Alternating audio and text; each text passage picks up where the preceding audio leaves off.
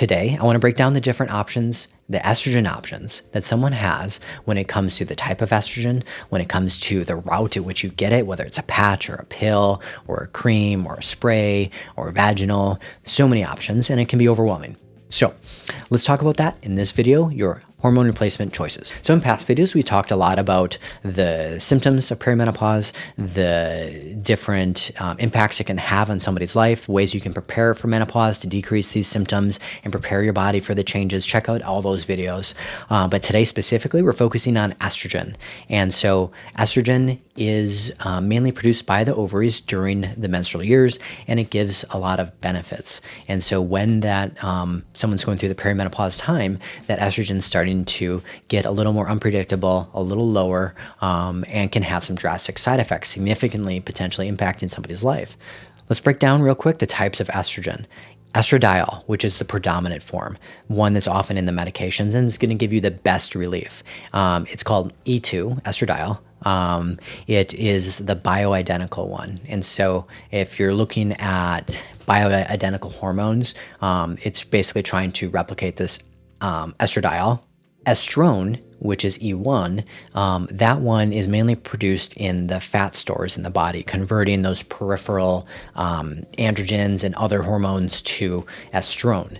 And so that one's weaker, and predominantly they're seen as far as a ratio that increases after menopause.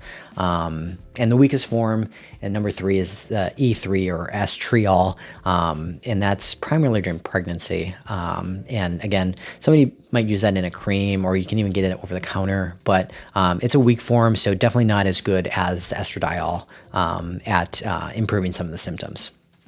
Now, another term you might hear is what conjugated estrogens. This is like the equine estrogen. So this is from pregnant mare, so female horses, and they extracted it from the urine. And this was commonly used through like the 1940s, 50s, until semi-recently. It still is used, brand name Premarin. But yeah, that's extracted from pregnant horse urine.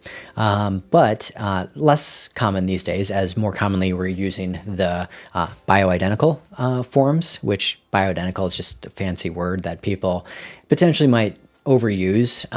But yes, it's good in the sense that a lot of the estradiol that we are giving now is bioidentical from that is in the body, but they're still getting this from usually plant sources. Okay, you have a few options when it comes to how you want to take these medications. The two most common would be pill or patch. The estrogen pill, while it's convenient because you can take a pill, you don't have to worry about a patch sticking if somebody is a sweatier person. There are some potential downsides to it in that it has to be metabolized by the gut and the liver. And so they saw that there's a little increased chance of things like the blood clots. And so if you go back to our other video on the risks of hormone therapy, it was a little bit more with blood clots from the oral estrogens. Not like a super high number, but like slight increased risk of blood clots and strokes and liver stress or disease from that.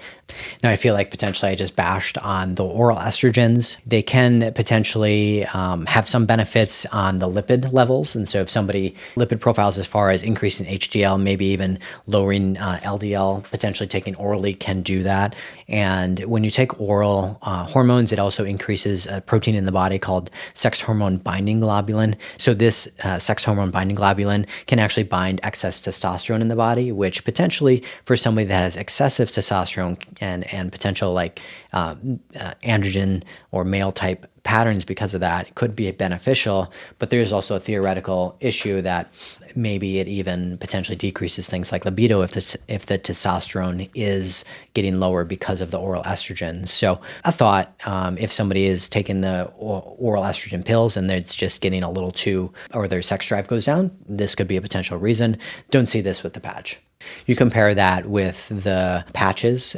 These actually, since they don't have to be processed through the liver, they have less impact on things like the clotting factors and such. And so transdermal estrogen is very safe. It's often the preferred initial one, unless somebody very strongly desires to take a pill or the patch just isn't working for them. The pill, again, sometimes since it has to be digested and you just take it once per day usually, there can be a little more spikes, whereas the patch, the transdermal, has a more continuous dosage throughout the day. There are a couple different formulations of the patch. The one where you can do on a weekly basis. The most common and most liked actually is one where you replace twice weekly. That way, if by chance a patch starts to come off from showers, from activity, from sports, from sweating, you're only replacing it every like 3.5 days. And so a lot of people like the twice a week patch.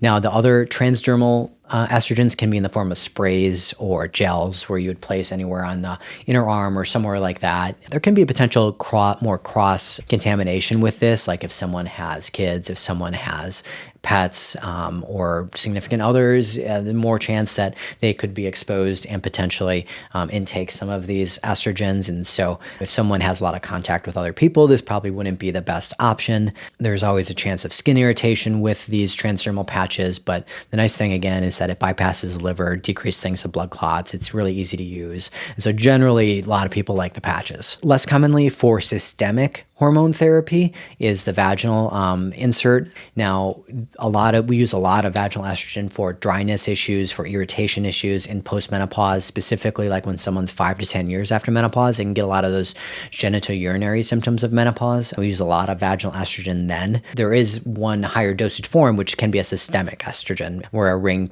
or a tablet can be placed and used for systemic estrogen. So that is also an option that someone could use, and one that I'm not going to talk about a lot because I don't prescribe it because it's less regulated, less consistent, would be pellets. It is an option. Often if patients are really interested in pellets or those options, I would refer them to someone that does that more often.